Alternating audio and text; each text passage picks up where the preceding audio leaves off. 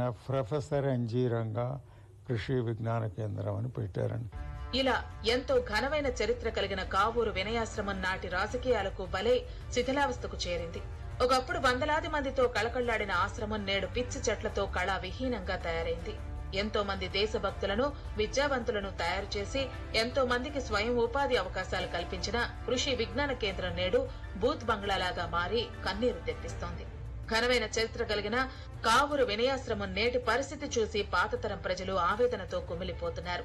కావూరులోని వినయాశ్రమానికి పూర్వం తీసుకురావాలని స్థానికులు కోరుతున్నారు. ఒకప్పుడు ఇది బాగా కళకళలాడుతా అందరికి ఆదర్శంగా ఉన్న కృషి విజ్ఞాన కేంద్రం ఈరోజు ఒక 15 సంవత్సరాల నుండి మూతపడటం మూలంగా రైతులకి బాగా ఇబ్బందికరంగా ఉంది. ఈడ ఎంతో కళకళలాడిన ఇది ఇవాళ ఈ దుస్థితికి వచ్చిందంటే చాలా బాధపడాల్సి వస్తుంది. చాలా ఉన్నతంగా మెలిగింది ఈ కృషి విజ్ఞాన కేంద్రం అనేది. మరలా చంద్రబాబు నాయుడు గారు దీన్ని రీఓపెన్ చేస్తారని ఆశిస్తున్నాం. ప్రస్తుతం కేంద్ర ప్రభుత్వం దేశవ్యాప్తంగా జిల్లాకు ఒక కృషి విజ్ఞాన కేంద్రాన్ని ఏర్పాటు చేసేందుకు సిద్ధంగా ఉంది. ఈ తరుణంలో నూతనంగా ఏర్పాటైన బాపట్ల జిల్లాకు ఏర్పాటు చేసే కృషి విజ్ఞాన కేంద్రాన్ని కావూరులో ఉన్న వినయాశ్రమంలో ఏర్పాటు చేయాలని స్థానిక రైతు నాయకులు కేంద్ర ప్రభుత్వానికి విజ్ఞప్తి చేస్తున్నారు.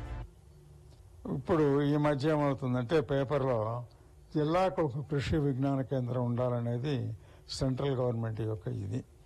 బాపట్ల జిల్లా కొత్తగా ఏర్పడిందండి.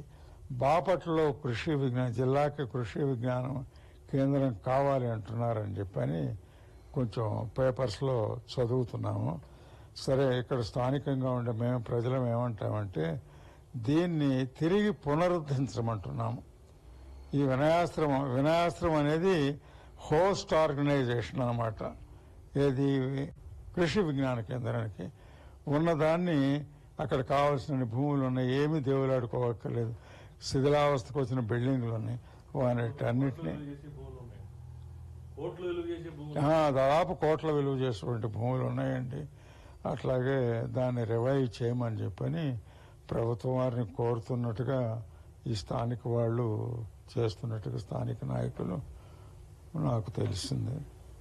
గతంలో కృషి విజ్ఞాన కేంద్రంగా కొనసాగిన నేపథ్యంలో దాన్ని తిరిగి మనుగడలోకి తీసుకొస్తే బాపట్ల జిల్లాకు కృషి విజ్ఞాన కేంద్రంగా ఉపయోగపడుతుందంటున్నారు స్థానికులు.